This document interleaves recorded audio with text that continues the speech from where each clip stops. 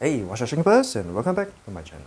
So in today's video, we will be sharing the second part of what I didn't cover on the Kallax ball, rethinking of it. So thank you, Grant Murphy, for actually sharing that comment. And I think there's a very good feedback because when we try to deliver a message, we actually want to know that how much of this message actually get across, and what are some of this message that is lacking. So I think thank you very much for that, and I really encourage a lot of all the hobbies who are actually looking at this to actually let me know what else you think should be in the video so that we can actually be better over time. So thank you for that. And Graham Murphy actually asked about what is the when and the how of using Kallax ball.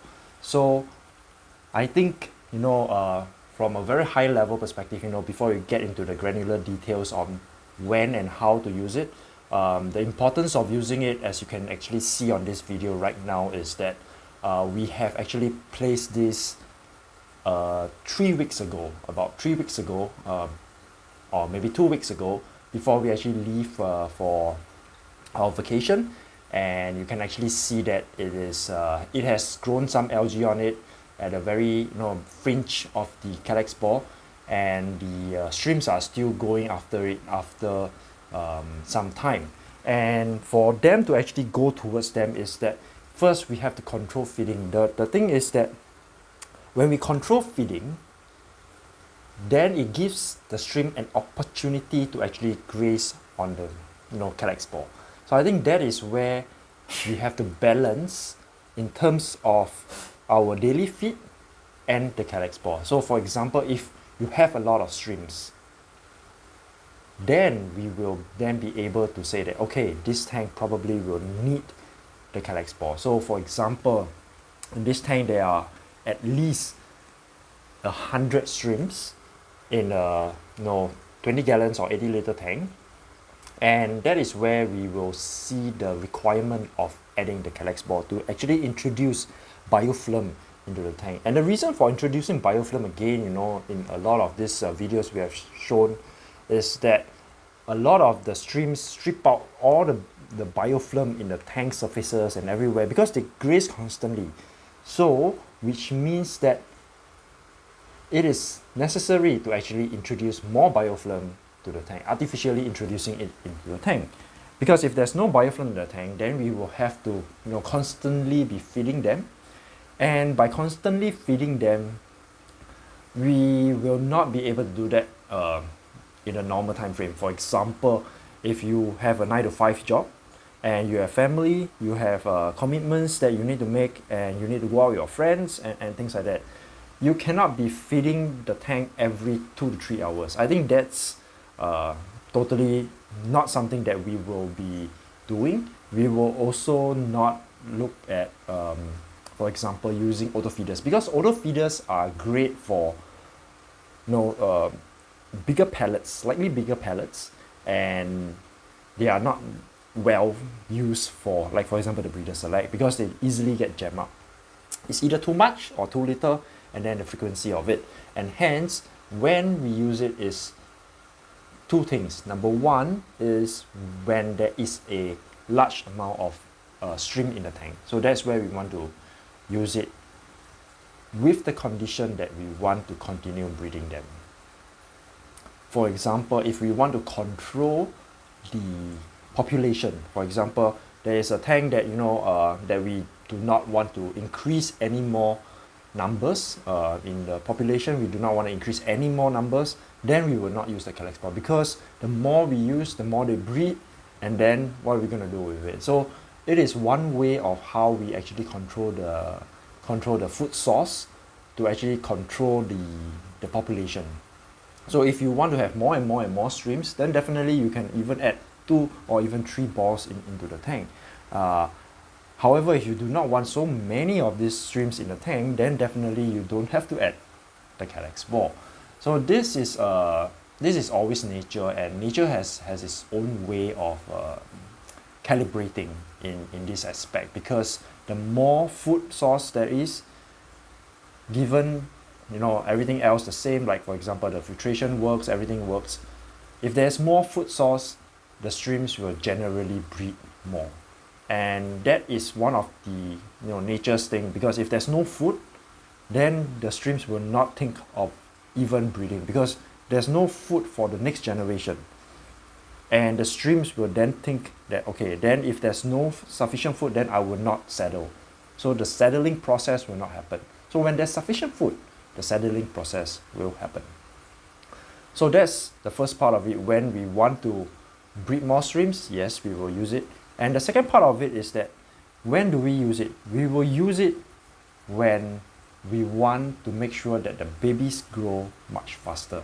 And because, you know, from a nature's perspective, caridinal streams for streamlets, they actually molt much quicker, much faster than adult streamlets. Not adult streamlets, but adult streams. So adult streams normally molt between 28 to 30 days. And streamlets below the age of, I think, a month or so, they rapidly molt.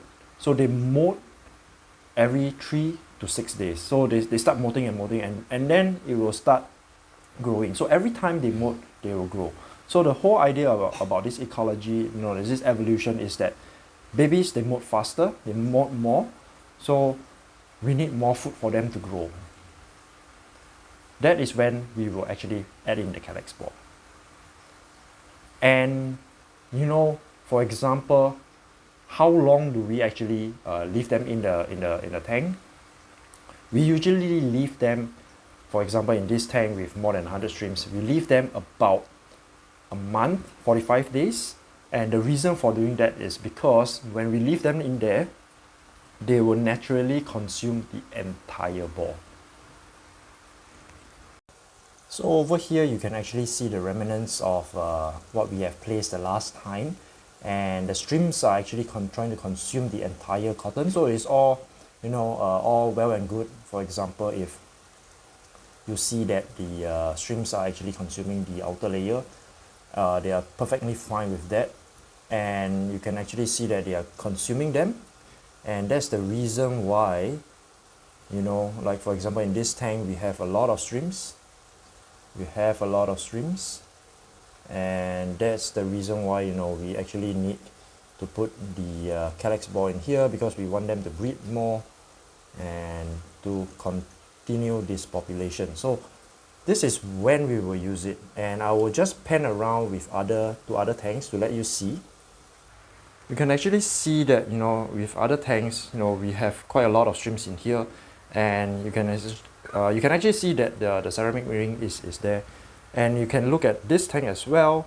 You know, it is totally, you know, gone. So the entire streams, you know, consume the entire ball of it within 30 days. And that's when you know that, okay, it's time to actually, you know, add in a new ball. So this tank we want to maintain, then definitely we will use another ball. And let's see here, we have another tank that is fairly new that we have set up, and you can actually see that they are also consuming it. And that's where we can actually tell that we want to actually increase the population for this tank. I have another tank over here with a lot of streams. You can actually see that there's a lot of streams in here, but we do not use the Kallax ball because we do not want them to breed anymore. We are just trying to just maintain the current population over here, because these are just test streams. We are just testing. We usually give out such streams to hobbies to actually try out, and that's the reason why we are not actually adding the Kallax ball. Like for example, the rest of the tanks over here is the same. You know, we do not add the Kallax ball to it, and that's the reason why. And for tanks that we actually want to make sure that there is sufficient growth in the tank, then yes, we will add the Kallax ball to it. So how do we actually use it? I'm just giving you a quick run through.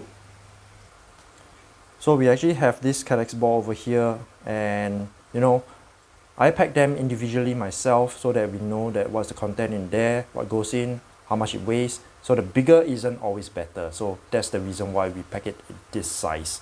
And how do we actually use this is that we actually soak this, soak this ball into the tank, not the tank, in the container for at least 2 to 3 days.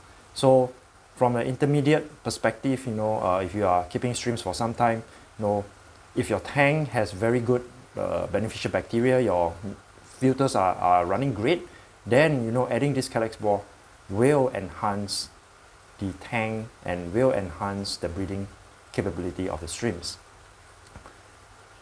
And what we do is that after 2 to 3 days, we will then take the ball out and then we will put them into the tank. And do we actually remove the ball? Yes, we do after 30 to 45 days. So it depends on how populated the tank is. Like for example, in this tank, we will not remove the ball because by 30 to 45 days, whatever that's remaining will be left like this, But however, you can actually see that snails actually love the biofilm. So the snails actually rip through the cotton sachet, and the streams actually try to consume the rest of it inside. So it's perfectly fine. There's no issues with having the bag burst out like that, and for the streams to actually consume whatever that is inside. It's perfectly safe. However, what we actually want to make sure is that to make sure that the streams actually consume them, so we have to actually lower the feeding to probably every alternate days. I think that's where we have to actually make the blend between what is important for the tank. Like for example, over here we have a lot of streams, then of course we will have to put them. And when will we actually use them? Like for example, when will be maybe a good example will probably be something like this. Okay, let's talk about this. You can actually see that the biofilm is being it looks like it has grown quite a bit, which means that the biofilm has not been consumed by the streams, or the biofilm is growing faster than what the streams can consume, which means that this tank, if let's say we are not going to feed it, then definitely it will be fine, because then slowly the streams will then consume the Kallax ball biofilm. So long story short on this is that how we use it, it really depends on what's your objective. If your objective is to actually to continue the breeding the tank, have more and more streams, then you keep adding them every time one is gone. So you can actually leave them, and then this entire colony will keep breeding and breeding and breeding until a saturation point where they will stop breeding. And then if you really want to breed a lot more, then you have to add a lot more Kallax ball, because food source is one of the things that nature actually make all these animals or streams to actually understand that there will be sufficient food for the next generation. So thank you guys for watching this video. Please comment in the comment section below.